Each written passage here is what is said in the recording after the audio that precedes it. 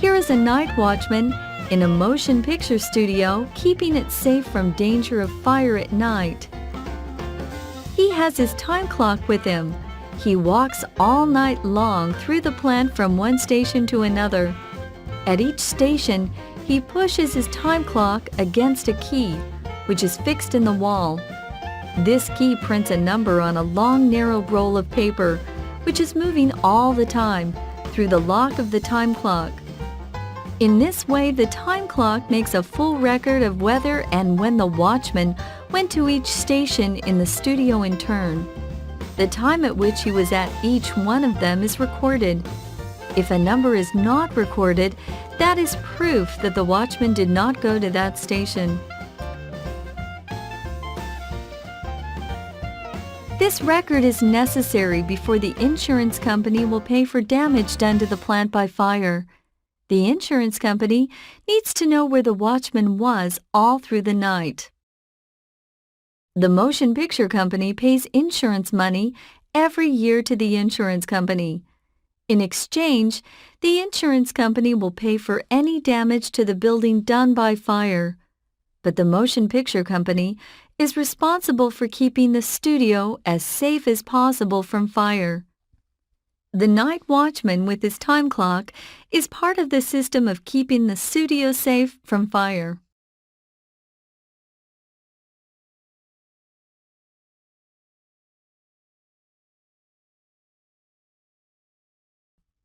Here is a more fully automatic part of a system of controls against fire. Some metals melt at low temperatures for metals. Thin lengths of such metal are placed at many points in the plant. A fire starting near one of these points will quickly melt the metal. This starts an electric system working. It opens outlets through which water comes down from the ceiling to put out the fire. The price of such a system may be high, but it is much lower than the price of a new building. Such insurance is cheap at the price.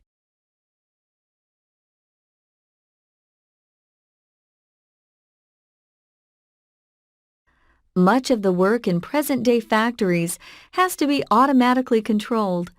The much talked of assembly line was a first step in this direction.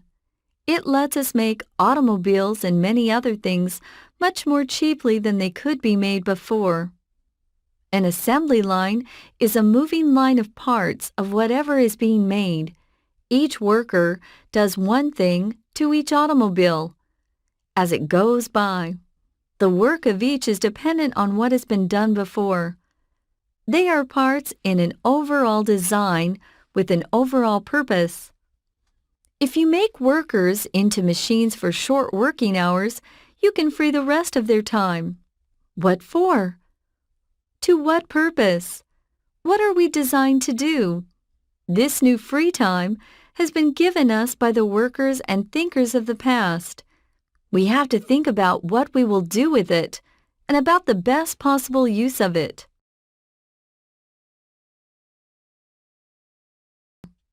It seems sometimes as if we want very much to put an end to waiting on one another. There are many ways, for example, of making the serving of food in restaurants more or less automatic. One of the causes of the high price of food in restaurants is the use of waiters and waitresses. One waitress can serve only a small number of people if she has to go to and from the tables with trays, and fewer people than before are interested in doing this sort of work, even when the hours are short, the pay is good, and the work is not too hard.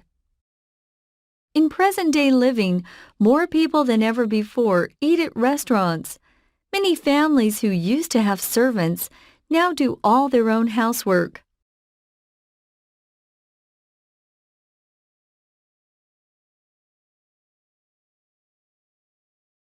There are ways of making restaurants self-serving, that is, of getting the public to do more of the work, so that fewer waitresses are needed and less time is wasted in waiting to be served. The nearest thing to complete self-serving is the automat. Food and drink are put into boxes with glass doors in front. You look at the food. If you want what you see, you put in the right amount of money and the door is unlocked so that you can open it. You take the food out and shut the door again. Fresh supplies of food are put in the boxes as they are emptied.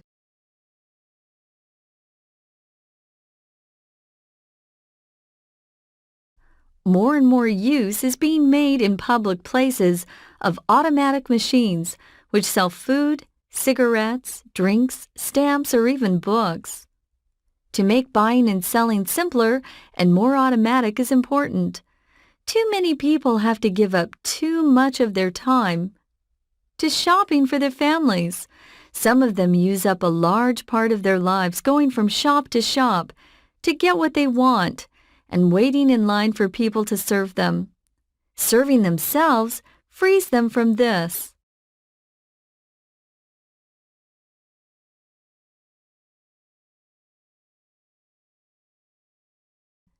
There are great food stores today where every sort of food, meat, bread, butter, milk, vegetables, flour, sugar, salt, fruit, whatever it may be, is put out, each in its place, on shelves for everyone to help themselves.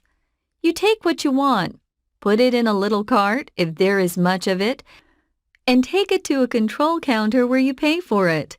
An automatic adding machine is used to give the amount you will have to pay and to make a record of the things you have bought.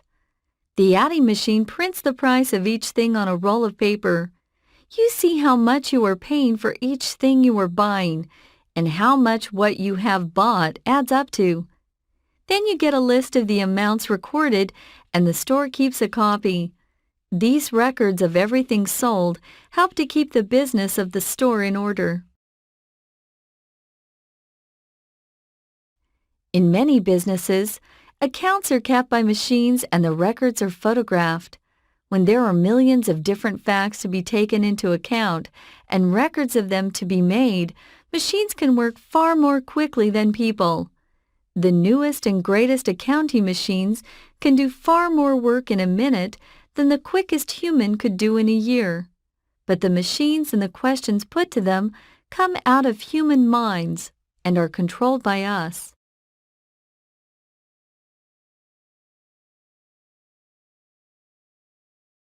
It was James Watt who in 1788 invented the fly-ball governor for steam engines as a way of making the engine able to keep control over its own rate of motion.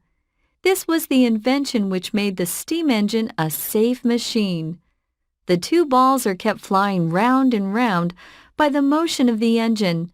As it goes more quickly, they fly farther out, and this shuts down the supply of steam coming to the engine from the boiler. When the engine goes more slowly, the balls fly lower and this opens up the shutoff valve and lets more steam through the pipe to the engine.